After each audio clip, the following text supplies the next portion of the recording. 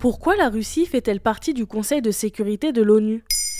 Merci d'avoir posé la question. Début octobre 2022, la Russie a utilisé son droit de veto pour empêcher le Conseil de sécurité de l'ONU de condamner collectivement l'annexion de 4 régions ukrainiennes. Le lendemain du début de l'invasion, le 24 février 2022, la Russie avait déjà bloqué une résolution qui condamnait l'agression et demandait le retrait des troupes.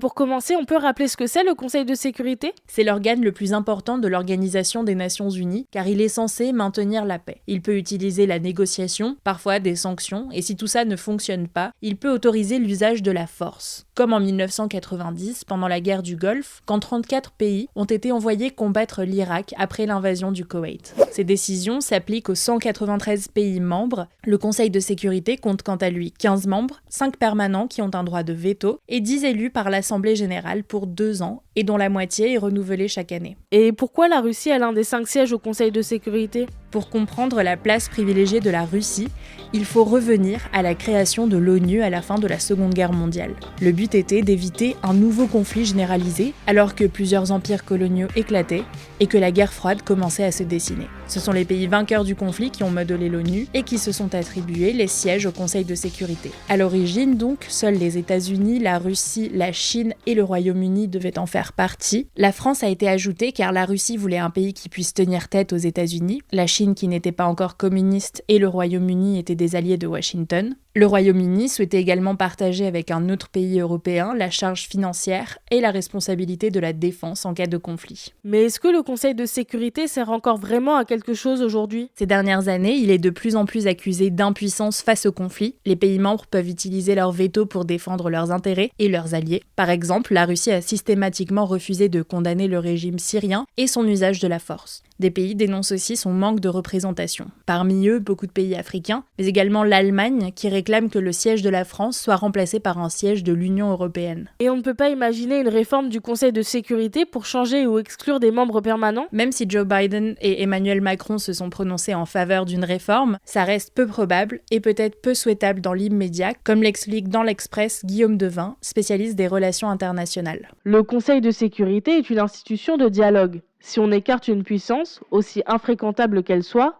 on risque un affaiblissement des organes de régulation. Même s'il faut subir les mensonges et les blocages d'une des parties, mieux vaut que cette partie soit au cœur du jeu diplomatique. En dehors, les risques de destruction sont encore plus grands. Surtout avec une puissance nucléaire comme la Russie. En plus, pour exclure un membre du Conseil de sécurité, il faudrait un vote unanime en faveur d'une réforme de la charte de l'ONU, ce à quoi la Russie s'opposerait bien sûr. Voilà pourquoi la Russie fait partie du Conseil de sécurité de l'ONU.